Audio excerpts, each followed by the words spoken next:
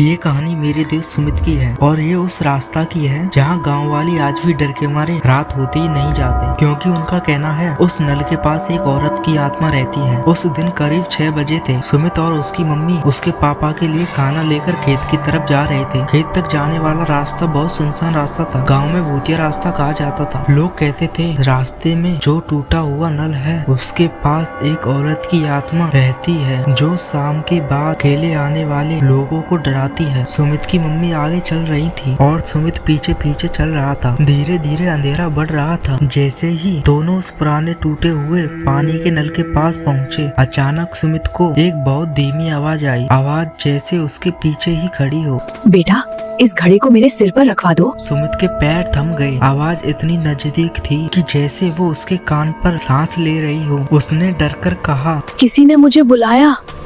Mummy ने तुरंत पीछे देखा, लेकिन वहाँ सिर्फ खाली रास्ता था और कोई नहीं। उनका चेहरा उतर गया। उन्होंने बिना कुछ बोले मोबाइल निकाला और हनुमान चालीसा जोर से चला दी। फिर कांपती आवाज में बोली, सुमित सुनो, पीछे मत देखना, चाहे जैसी भी आवाज आए पर मुड़ना नहीं। दोनों तेजी से चलने लगे। हनुमान चालीसा की आवाज हवा में फैल रही थी, लेकिन अचानक सुमित को वो ही औरत की फिर आवाज आई, इस बार और भी गहरी और भी पास से। बेटा घड़ा उठा दो। अब ऐसा लग रहा था कि वो औरत उसके साथ साथ चल रही है। कभी कंकड़ दबने की आवाज, कभी पत्ते की चरचराहट और बीच बीच में उसकी आवाज, मत डरो, बस मुड़कर देख लो। सुमित की रूह कांप गई। मम्मी ने उसका हाथ कसकर पकड़ लिया। कुछ कदमों बाद सुमित को अचानक अपनी पीठ पर ठंडी हवा का एक स्पर्श महसूस हुआ, जैसे कोई छू रहा हो। और फिर उसके बिल्कुल कान के पास, बस एक बार पीछे मुड़ जा। इस बार आवाज इतनी साफ, इतनी नजदीक थी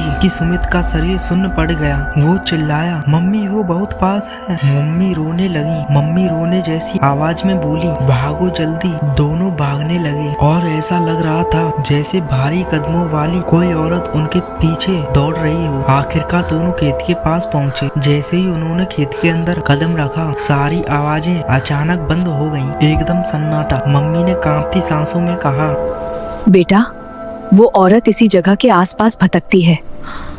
और सुमित आज भी कसम खाकर कहता है, जो भी था वो मेरे बिल्कुल पीछे आ रहा था। उसकी सांस मैंने महसूस की थी। उस दिन के बाद उन्होंने उस रास्ते से अंधेरा होते ही कभी नहीं गुजरा।